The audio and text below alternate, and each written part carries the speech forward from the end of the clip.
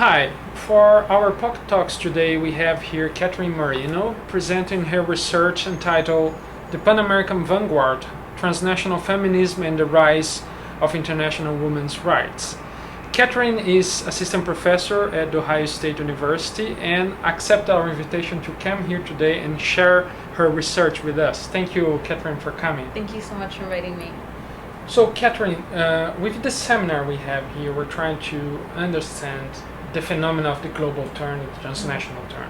For you, how do you approach this change in humanities?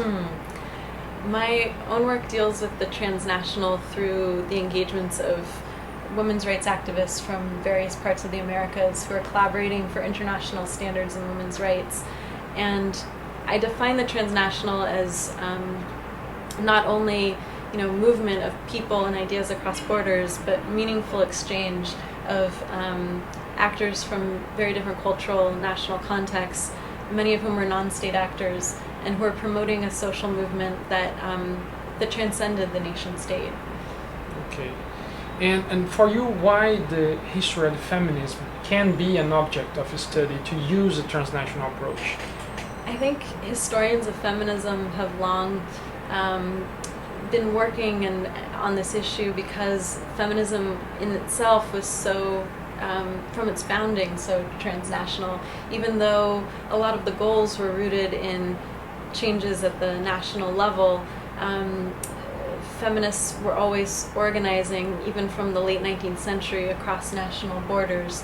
And I think that there's a way in which, because women were denied the right to national citizenship that their husbands and fathers and brothers had, many of them did not identify as centrally with the nation state, and this gave an opening toward a internationalist identity and to transnational movements that flourished in the time period that I'm looking at, which was the early 20th century.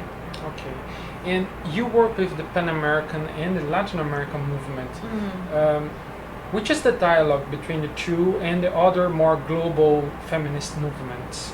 Yeah, in the time period that I'm looking at, which is really from the First World War through the end of the Second World War, there is a substantial dialogue between the International Alliance of Women and the International Council of Women, who are based in the League of Nations and were primarily U.S. and Western European feminist, composed of U.S. and Western European feminists, with some of the Latin American feminist and movements that I'm looking at in the Pan-American realm.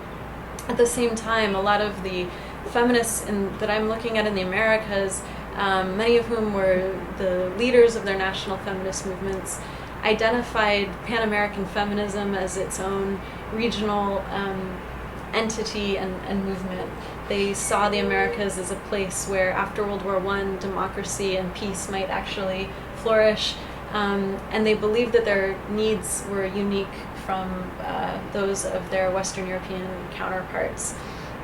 At the same time, my project is tracing how these transnational interactions of feminists gave rise to international standards in women's rights. And I see this operating mostly in the Pan-American realm from the 1920s through the 1940s, but actually becoming a global demand and a more widely reaching international demand at the creation of the United Nations in San Francisco in 1945, when it was a group of Pan-American feminists who pushed the inclusion of women's rights into the UN's founding charter and who proposed what became the UN's Commission on the Status of Women. Okay, thank you very much for coming. Thank you so much. Thank you.